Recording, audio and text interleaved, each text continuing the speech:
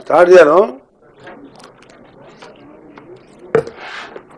ఈరోజు ముఖ్యమైనది, రేపు గౌరవ ముఖ్యమంత్రి గారు వరంగల్ పర్యటన సందర్భంగా మా ప్రియతమ కీర్తిశేషులు ప్రధానమంత్రి ఇందిరాగాంధీ జన్మదిన సందర్భంగా, అలాగే విజయోత్సవాల పేరు మీద ఈ నెల 14 నుంచి 9వ తారీఖు జరిగే ప్రోగ్రాంలో భాగంగా దాదాపు 4,000 పైన కోట్లకు శంకుస్థాపనలతో పాటు 1,00,000 మందితో బహిరంగ సభ కూడా ఏర్పాటు చేస్తున్నాం. దాన్ని సక్సెస్ చేయాలని కూడా ప్రజలందరూ కూడా పార్టీలకు అతీతంగా ఈ ప్రభుత్వం చేసే కార్యక్రమాల్లో పాలు పంచుకొని ముఖ్యమంత్రి గారి అలాగే విజయోత్సవ సభని, ఇందిరాగాంధీ జయంతిని సక్సెస్ చేయాలని. మీ అందరికీ తెలుసు, మామునూరు వరంగల్ ఎయిర్పోర్టు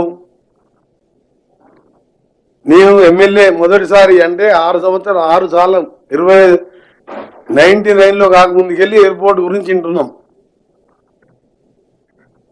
ఎన్నో అవాంతరాలు ఏర్పడి మామునూరు ఎయిర్పోర్ట్ స్ట్రిప్ ఉండే గతంలో ఎప్పుడో పాత, కానీ ఆ ఎయిర్పోర్టుని మనం చేయలేకపోయినాం. కానీ ఈ గవర్నమెంట్ వచ్చిన తర్వాత మా సీఎం గారు కానీ, సివిల్ ఏవియేషన్ మినిస్టర్గా నేను, మా ప్రిన్సిపల్ సెక్రటరీ గారు, వికాస్ రాజ్ గారు బోర్డు మెంబర్ అలా జిఎంఆర్ ఎయిర్పోర్ట్లో ఉండి కొద్దిలో టెక్నికల్గా యాజ్ పర్ జిఎంఆర్ ఎయిర్పోర్ట్ చేసినప్పుడు ఎంఓఈలో ఉన్న అగ్రిమెంట్కు 5 కిలోమీటర్స్ డిస్టెన్స్ తక్కువ వాళ్ళని కన్విన్స్ చేసి ఈరోజు మామూలు ఎయిర్పోర్ట్ని గతంలో 150 కిలోమీటర్ల ఒప్పందాన్ని జిఎంఆర్ సంస్థ విరమించుకొని మాకు కోఆపరేట్ చేసినందుకు వారికి కూడా ధన్యవాదాలు తెలియజేసుకుంటూ చివరికి ఎన్ఓసి సాధించాం. ఆ ఎన్ఓసి సాధించడంతో మొదటి స్టెప్ అయిపోయింది. అందులో స్పెషల్ సెక్రటరీ మా వికాస్ రాజు గారు ఉండడంతో కన్విన్స్ చేసి నేను కూడా జిఎంఆర్ మేనేజ్మెంట్తో మాట్లాడి, మా సీఎం గారు కూడా వరంగల్ హైదరాబాద్ తర్వాత మనకు ఏకైక ఛాన్స్ ఉన్నది వరంగల్లోనే. అది ఇప్పటికెళ్ళో వరంగల్ ప్రజల కళ్ళనే కాకుండా అక్కడ కాకతీయ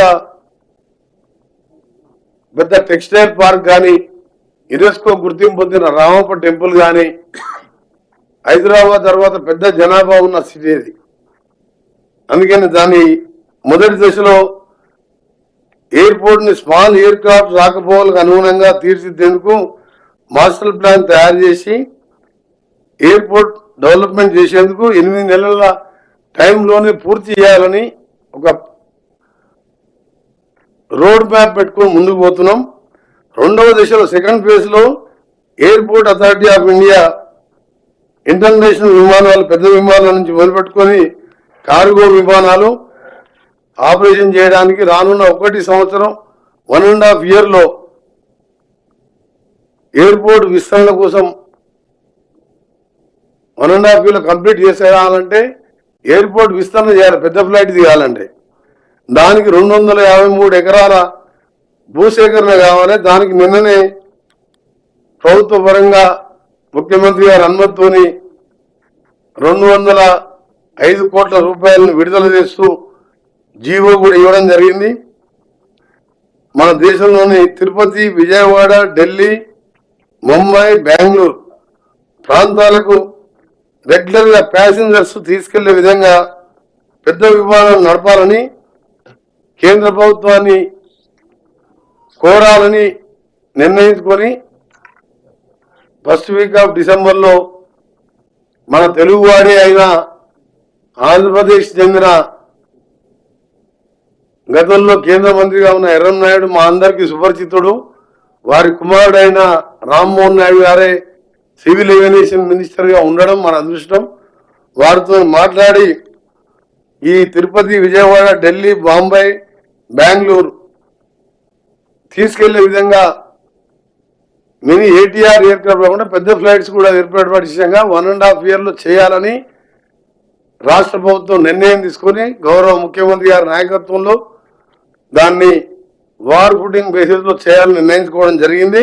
ఇది వరంగల్ ప్రజలకు రేపు ముఖ్యమంత్రి గారు పోతున్న సందర్భంగా ఇది వరంగల్ ప్రజలకు కానుకగా, ఎందుకంటే అక్కడ మీకు తెలుసు ఇవాళ పెద్ద టెక్స్టైల్ ఇండస్ట్రీ, ఇండియాలోనే పెద్ద టెక్స్టైల్ ఇండస్ట్రీ వచ్చింది. రేపటికి వెళ్ళి ఫారినర్స్ కూడా డైరెక్ట్ ఢిల్లీకి వచ్చి, ఢిల్లీకి వెళ్ళి డైరెక్ట్ వరంగల్ వచ్చే విధంగా, హైదరాబాద్కి వెళ్ళి ఢిల్లీ పోవాలన్నా వయా వరంగల్ కానీ, హైదరాబాద్కి వెళ్ళి తిరుపతికి పోవాలన్నా ఎంతోమంది ప్రయాణికులు వయా అక్కడ ఒక హాల్ట్ పెట్టుకుని అక్కడ పోయే విధంగా దీన్ని 1.5 yearలో పూర్తి చేయబోతున్నాం. లాస్ట్ 10 yearsలో దాని గురించి ఎన్నిసార్లు మాట్లాడినా ఒక చలనం లేదు. ఇలా జిఎంఆర్ని ఒప్పించుకున్నాం మేము ఫస్ట్ అగ్రిమెంట్ని.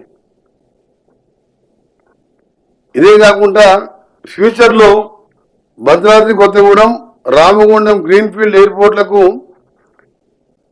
ఇమ్మీడియట్గా గతంలో నేను కూడా ప్రెస్లో చెప్పడం జరిగింది. భద్రాద్రి అంటే అక్కడ టెంపులే కాదు, ఐటీసీ కూడా ఉన్నది. దాంతోపాటు సింగరేణి హెడ్ క్వార్టర్ దగ్గర ఉన్నది. రామగుండం అంటే మీకు తెలుసు ఎన్టీపీసీ ఇలా పెద్ద ఎత్తున ఎక్స్పాన్షన్ కాకుండా పెద్ద ఇండస్ట్రియల్ ఏరియాగా మారింది. దాన్ని కూడా తప్పకుండా సాధించుకుంటాం. ఈ హైదరాబాద్తో పాటు ఈ 3 ఎయిర్పోర్ట్లని వచ్చే 4 సంవత్సరాల్లో పూర్తి చేయాలనే మా ప్లాన్. రెండవది హైదరాబాద్ విజయవాడ రోడ్డు, నేను ఎప్పుడు మీకు తెలుసు ఎంపీగా ఉన్నప్పుడు కూడా ఎన్నోసార్లు దాంట్లో పార్లమెంట్ దాదాపు 10-12 సార్లు రేజ్ చేయడం జరిగింది. కాకపోతే అప్పుడు జిఎంఆర్ సంస్థ మాకు 2022లో వాళ్ళు స్టార్ట్ చేయాలి యాజ్ పర్ ఫస్ట్ టెండర్లో వాళ్ళు బిడ్డు దక్కించుకున్నప్పుడు. కానీ వాళ్ళు చేయకుండా వాళ్ళ 2035 వరకు టోల్ కలెక్షన్ చేసుకునే ఛాన్స్ ఉండే. వాళ్ళు ఏం చేసిందంటే మాకు 2 రాష్ట్రాలు విడిపోయినాయి కాబట్టి మాకు నష్టం వచ్చింది, మేము చేయమని చెప్తే అప్పుడు గడ్కరీ గారి దగ్గర, ప్రైమ్ మినిస్టర్ దగ్గర, పార్లమెంట్లో పలు అకేషన్స్లో, క్వశ్చన్ అవర్లో, డిబేట్లో మినిస్టర్ గారిని, ప్రైమ్ మినిస్టర్ కలిసి దాన్ని ఒప్పించడానికి ప్రయత్నం చేస్తే వారు ఒప్పుకోకపోతే నేను ఆర్ఎన్బి మినిస్టర్ అయిన తర్వాత దాన్ని వారి కంపెన్సేషన్ ఇచ్చి జిఎంఆర్ని మొత్తం క్లోజ్ చేపించి నేషనల్ హైవే ద్వారా ఇప్పుడు టోల్ కలెక్ట్ చేస్తున్నాం. దాన్ని ఇప్పుడు డిపిఆర్ ఇచ్చి 6 లేన్గా ఆల్రెడీ అప్పుడే మేము ల్యాండ్ 6 లేన్ అక్విజిషన్ చేసి పెట్టాం. డిపిఆర్ కన్సల్టెన్సీ ఇప్పుడు నడుస్తున్నది. వాళ్ళు డిసెంబర్ ఎండింగ్ గారు జనవరి మొదటి వారంలో ఇయ్యగానే టెండర్లు పిలిచి 6 లేన్గా మొదటి చేయాలని చాలా సీరియస్గా పెట్టుకున్నాం. మా టార్గెట్ ఎందుకంటే మేము రోజు ఆ రోడ్లో పోతున్నాం, భువనగిరి, సూర్యాపేట, కోదాడు వరకు విపరీతమైన ట్రాఫిక్ 2 రాష్ట్రాలు అయినాక. దాన్ని వాళ్ళు ఎంత పట్టుబట్టినట్టే జిఎంఆర్ వాళ్ళు హైకోర్టులో ఆర్బిట్రేషన్ ఎక్కువ చేయాలి. కానీ దాన్ని గడ్కరీ గారు కూడా బాగా సహకరించి వెంటనే వారిని ఒక అమౌంట్ సెటిల్ చేసి క్లోజ్ చేసి అలా ఫిబ్రవరి వరకల్లా 6 లేన్ స్టార్ట్ చేసే విధంగా అన్ని కూడా పూర్తి స్టేజ్లో, డిపిఆర్ పూర్తి స్టేజ్లో ఉన్నది. ఇంకా హైదరాబాద్ సంబంధించిన పోయిన గవర్నమెంట్ చేసిన ఘనకార్యాల గురించి చెప్పాలంటే హైదరాబాద్ తెలుసు, మీరు ఉప్పల్ అంటే మన మెట్రో స్టేషన్ డిపో, అది అటు పోతే LB Nagar, Kamineni, Vijayawada highway left side వస్తే సికింద్రాబాద్, రైట్ పోతే వరంగల్, యాదగిరిగుట్ట, భువనగిరి, అదే హబ్. అది పెద్ద బిజీ షెడ్. అటు షామీర్పేట కానీ ఔటర్ రింగ్ రోడ్ ఎక్కే కానీ దాన్ని 2018లో పోయిన గవర్నమెంట్ శంకుస్థాపన చేసి ఇప్పటికి 30% వర్క్ చేసిండ్రు. మేము 11 నెలలకెళ్ళి మేము, మా సెక్రటరీ గారు, దాన్ని ఎప్పుడెప్పుడు ఫాలోఅప్ చేసుకుంటూ కింద లేయర్ వర్క్ స్టార్ట్ చేసుకుంటూ పైన కాంట్రాక్టర్ చేస్తారా లేదా ఆలోచించి కేంద్రంలో ఎన్ఎస్ఏ వాళ్ళతో మాట్లాడి దగ్గర స్లాబ్స్ తప్ప పిల్లర్స్ అన్ని పూర్తి చేసినాం. 1-2 పిల్లర్స్ మిగిలినాయి. దాదాపు 50% పూర్తి అయింది. దాన్ని ఉప్పల్ చౌరస్తా నుంచి CPRI central power research institute Narapally వరకు ఆ విలేజ్ వరకు ఉన్నది. మేడిపల్లి నుంచి సిపిఆర్ఐ వరకు ఫ్లైఓవర్ నిర్మాణం దగ్గర పూర్తి కావచ్చింది. ఇంకా 5 కిలోమీటర్లకు బ్యాలెన్స్ ఉన్నది. దాంట్లో 1.5 కిలోమీటర్స్ కూడా పూర్తి కావడం దగ్గరికి వచ్చింది. ఉప్పల్ నుంచి మేడిపల్లి వరకు ఫ్లైఓవర్ పూర్తి కావడానికి మ్యాక్సిమంలో 1.5 ఇయర్ లోపే. అక్కడ ప్రజలందరూ కూడా ఎప్పుడు పోయినా అడుగుతుంటారు. ఇప్పుడు కూడా నేను అక్కడి నుంచే వచ్చిన, భువనగిరి ఆలేరు పోయి అక్కడి నుంచే వచ్చినాను. ఎంత రష్ ఉంటుంది అంటే ఎందుకు చెప్తున్నా అంటే ఇదంతా మన చేతిలో ఉన్న పని. ఇవాళ మేము మూసీ లాంటి పెద్ద కార్యక్రమాన్ని పెట్టుకొని పోతున్నాం. ఈ చేతిలో ఉన్న పనులు చేసి ప్రజలని నానా ఇబ్బంది పెట్టి వర్షం పెడితే ఈ ఫ్లైఓవర్ కింద గుంతలలో పడి ఎంతో మంది చనిపోయినారు. మేము మా స్పెషల్ సెక్రటరీ గారు మా ఇంజనీర్లం పోయి 6 మాసాల క్రితం కింద సీసీ రోడ్ వేయించినాం. ఫస్ట్ ఆ కాంట్రాక్టర్ చేయలేకపోతే ఆయన పేరు మీద తీసేపించి ఎస్క్రూ అకౌంట్ ద్వారా వేరే సబ్ కాంట్రాక్టర్ పెట్టి ఇవాళ ఆల్టర్నేట్గా ఆలోచించి నెక్స్ట్ మంత్ ఫస్ట్ జాబ్ చేస్తున్నాం. అంటే హైదరాబాద్ స్టేట్ క్యాపిటలే కాదు, విశ్వనగరం అని చెప్పుకునే మనం ఇక్కడ ఉన్న పాలించే పాలకులు కానీ మినిస్టర్స్ కానీ సీఎం కానీ ఇలాంటి కార్యక్రమాలని, ఇది వరంగల్ పోయే రోడ్డు. ఎందుకు చెప్తున్నా అంటే రేపు సీఎం గారి పర్యటన వరంగల్ ఉంది కాబట్టి వరంగల్ ప్రజలకు కూడా తెలవాలి. వాళ్ళు 7 ఏళ్ళలో చేయలేని మేము 2 ఇయర్స్ లోప ఈ ఫ్లైఓవర్ని కంప్లీట్ చేయించి ఉప్పల్ నుంచి మీరు వరంగల్కు 2 అవర్స్ లోపే పోయేటట్టు ఏర్పాటు చేస్తున్నాం. ఇది ఒక శుభవార్త. దీన్ని కూడా మా డిపార్ట్మెంటు మాకు ఎందుకంటే మధ్యలో 8 నెలలు సమయం దొరికింది. 3 మాసాలు ఎలక్షన్ కోడ్లో రివ్యూ చేసుకోక ఆ తర్వాత మా స్పెషల్ చీఫ్ సెక్రటరీ గారు, స్పెషల్ సెక్రటరీ గారు, మా సిఈ గారు, మా ఆఫీసర్ ఈఎన్సీస్, కొత్తగా 156 మంది ఏఈలు వచ్చిన మాకు వారందరి సహకారంతో ఈరోజు ఆర్ఎండ్బి డిపార్ట్మెంటే కాదు సివిల్ ఏవియేషన్ డిపార్ట్మెంట్ శాఖ మంత్రిగా ఇవన్నీ ప్లాన్ చేసుకుంటూ మీ అందరు ఎదురు చూస్తున్న రీజనల్ లింక్ రోడ్ ఎప్పుడు అనౌన్స్ అయిందంటే ఇది 2018లో అనౌన్స్ చేసిన క్యాబినెట్ తీర్మానం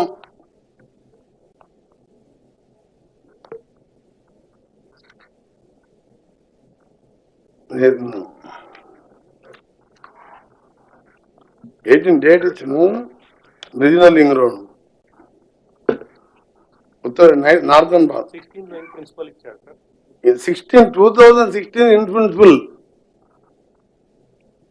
అంటే ఇప్పుడు మనం ఏ స్టేజ్లో ఉన్నా ఒకసారి మనం ఆలోచించుకోవాలి. ల్యాండ్ ఎక్వేషన్ అలైన్మెంట్ లాగా మారుతి దాని నుంచి ఒక ఫిక్స్ చేసి మన నార్థన్ పార్ట్ని సంబంధించి ఏ కార్యక్రమం చేయలే. వాస్తవం జనరల్ 80% పూర్తి అయితే టెండర్లు పిలవచ్చు. నేషనల్ హైవే వాళ్ళు ఏంటంటే టెండర్లు పిలవాలి. ఎందుకంటే భూసేక ల్యాండ్ ఎకరం సంబంధించి పరిహారం వాళ్ళకు ఫైనల్ చేయలే, ఎంత ఎకరం ఏం సంగతి అని. ఫైల్ వీళ్ళ దగ్గరనే పెట్టుకున్నారు. వీళ్ళు పంపించిన కానీ వాళ్ళు ఎవరు పర్సూ చేయలే. వీళ్ళు అప్పుడు చూసాను కదా మీరు, మాకు కేంద్రంతో పనే లేదు, మా కేంద్రం వాళ్ళు డబ్బులు ఇచ్చే అవసరం ఏంది మాకని ఇలా రకరకాల మాట్లాడి కేంద్రం రాష్ట్రం అనేది కలిసి ఉండి కేంద్రం పైసలైనా రాష్ట్రాలకు వెళ్ళిపోయే పైసలే కేంద్రం పైసలు. 2016లో అనౌన్స్ చేస్తే రీజనల్ లింక్ రోడ్ గురించి ఏం పట్టించుకోకుండా ఈరోజు బ్రహ్మాండంగా అది వచ్చి ఉంటే ఇంకా హైదరాబాద్ ఇంకా ఎక్స్పాన్షన్ అయ్యి ఇండస్ట్రియల్గా రియల్ ఎస్టేట్తో పాటు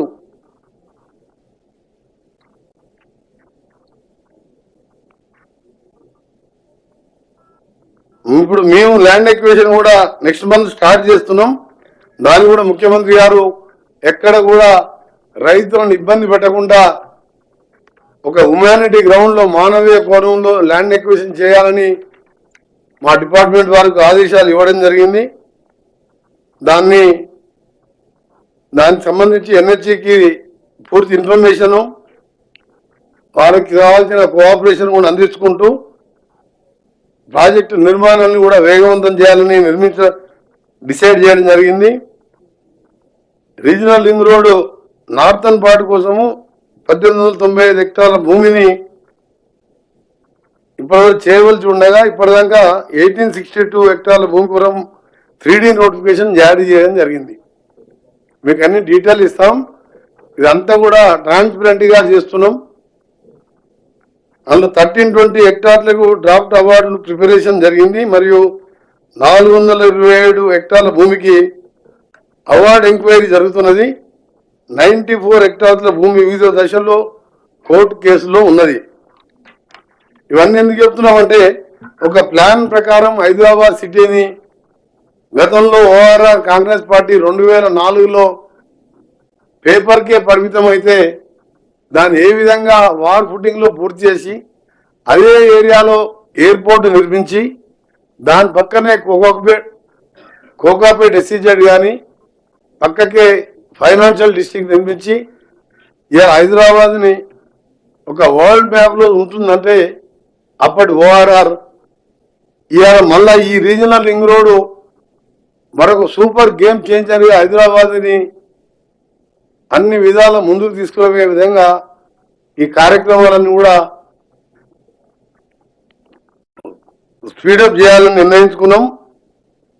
అలా మీరు చూసిందో అలా ఎయిర్పోర్ట్ కానివ్వండి, హైదరాబాద్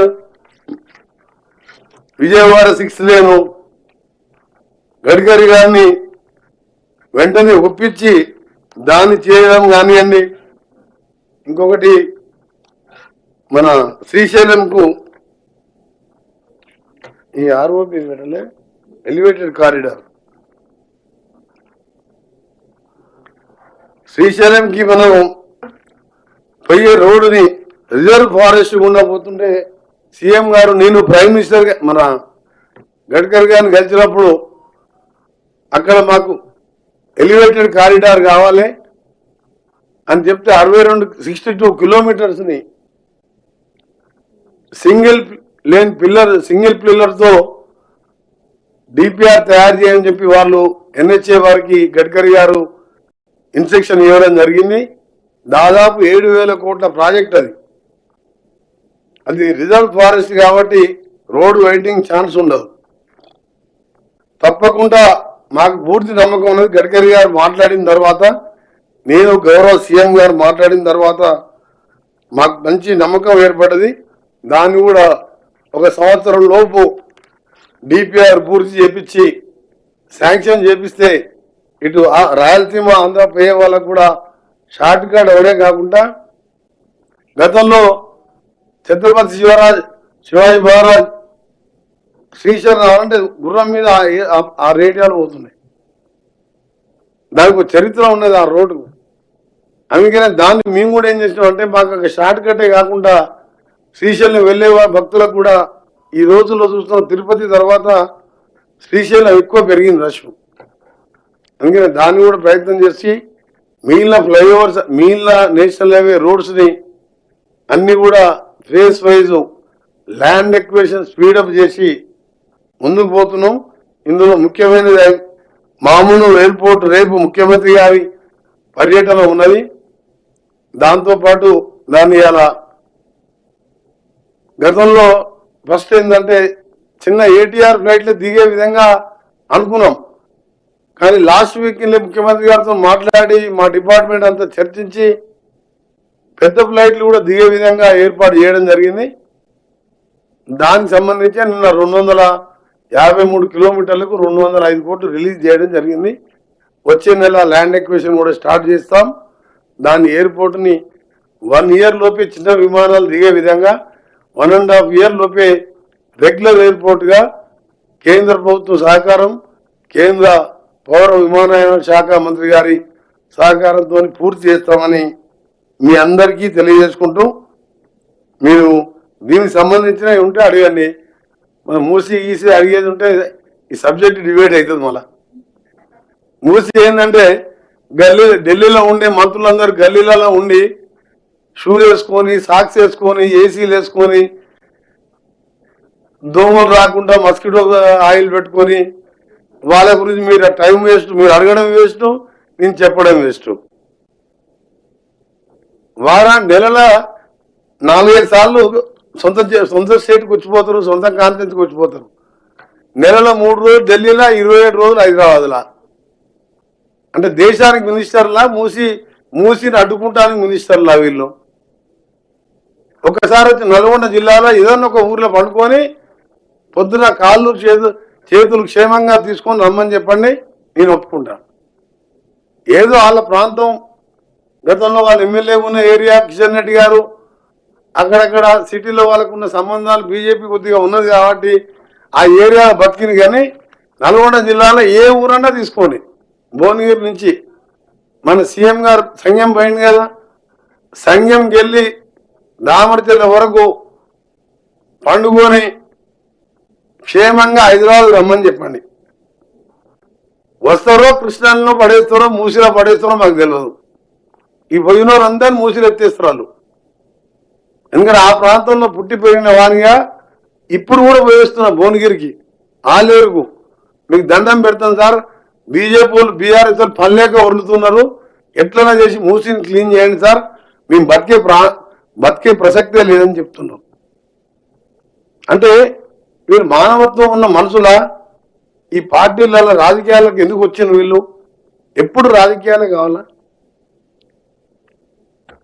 ఆయన కిషన్ రెడ్డి గారు central cabinet minister for minds and, అంటే ఎంత పెద్ద డిపార్ట్మెంట్ అది, ఆల్మోస్ట్ 1 లక్షల కోట్ల బడ్జెట్ ఉండే డిపార్ట్మెంట్. నేను 2 నెలలకెళ్ళి అబ్జర్వ్ చేస్తున్నా, ఎప్పుడూ హైదరాబాద్ గల్లీలనే ఉంటుండు. అదే మరి అందుకని మంత్రి పదవి వదిలిపెట్టుకొని మూసిలో పండుకోమని చెప్పు. మైన్స్ అంటే ఇవాళ వేరే దేశాలకి తీసుకొచ్చుకుంటున్నాం మైన్స్. మనం సింగరేణి నష్టాలలో ఉన్నది. సింగరేణి ఎట్లా బయటపడాలో ఆలోచించి ఒక్కసారన్నా సింగరేణి మీద ఆఫీస్ పోయి రివ్యూ చేసిండా? ఒక్కసారన్నా సింగరేణికి రివ్యూ చేసిండా? హోమ్ మినిస్టర్ గారు శాంతి భద్రతల మీద ఎప్పుడైనా రివ్యూ చేసిందా? మణిపూర్లో ఏం జరుగుతున్నది? బండి సంజయ్ గారు అక్కడ వెళ్ళి చూడొచ్చు కదా. అమిత్ షా గారంటే ఎలక్షన్ ప్రచారం ఉన్నాడు, మోడీ గారంటే విదేశాలలో చాలా బిజీగా ఉన్నాడు. హోమ్ మినిస్టర్ గారు, సహాయ మంత్రి బండి సంజయ్ అక్కడ రివ్యూ చేసుకుంటే బాగుంటుంది కదా. మూసి కట్టొద్దు చెప్తున్నారు వాళ్ళు. వాళ్ళ ప్లాన్ ఏంటంటే మూసి కట్టొద్దు, ఏం పని చేయొద్దు, రుణమాఫీ చేసినది చెప్పరు, వాళ్ళు చేయలేదంటారు. 22 లక్షల మంది 18,000 కోట్లు తీసుకున్నారు. మీరందరూ సాక్ష్యమే కదా. మీ అందరు కూడా గ్యాస్ 500 రూపాయలకి వస్తుందా ప్రెస్ రిపోర్టర్లకు? మరి మీకు వస్తుంది, ఎవరికి వస్తలేదా? అంటే మీరు అందరు కరోడ్ పోతుంది, ఎంత క్యాష్ పార్టీలే మీరు వచ్చిందా నీకు? మరి నీకు 200 జీరో బిల్ వస్తలేదు ఎవరికి? నిజంగా చెప్పు, కరెక్ట్ చెప్పు. చిన్న ఇంట్లో ఉన్న వాళ్ళకి 0 బిల్లు 1000 వచ్చేది 0 వస్తుంది అని నా నల్గొండ మున్సిపాలిటీలో కానీ నగరకాల భువనగిరిలో పేదవాళ్ళు 50 లక్షల మంది నెలకు 1000 రూపాయలు అంటే సంవత్సరం 12,000 మిగిలించుకుంటారు. ఎందుకు ఆలోచన ఒక్కసారి తండ్రి కొడుకు అల్లునికి ఎందుకో ఈ పేదవానికి సంవత్సరానికి 10,000 మిగిలిన ఆలోచన ఎందుకు రాలే? నాకు ఎక్కువ నేను ఎందుకంటే డిపార్ట్మెంటు ప్రజల మధ్యలో వండుకుంటా, నేను ఎక్కువ మాట్లాడలేదు. కానీ వీళ్ళని అనాలంటే ఎన్నని అనవచ్చు. అంత కోటీశ్వరుని ఎట్లా కోటీశ్వరుని చేయాలని చూసింది తప్ప వాళ్ళు స్లమ్లలో ఉన్న ఇదే మూసిలో పండుకున్నోడు కరెంటు బిల్లు వాళ్ళకి 1000 బట్టి గల్లబట్టి వసూలు చేసినావు కదా. మరి అప్పుడే నువ్వు వాళ్ళకు పెద్ద ఇల్లు కట్టించి కరెంటు బిల్లు ఫ్రీ తీసి అయిపోతున్నావు మాలాగా. అందుకనే మీ అందరు కూడా ధన్యవాదాలు. మా డిపార్ట్మెంట్ గురించి ఎక్కువ రాయండి. అవన్నీ మళ్ళీ వాళ్ళ కిషన్ రెడ్డి సంగతి, బండి సంజయ్ సంగతి నేను ఎక్కువ మాట్లాడినా నా నోరు వేస్ట్, టైం వేస్ట్. నాకు అంత టైం కూడా లేదు.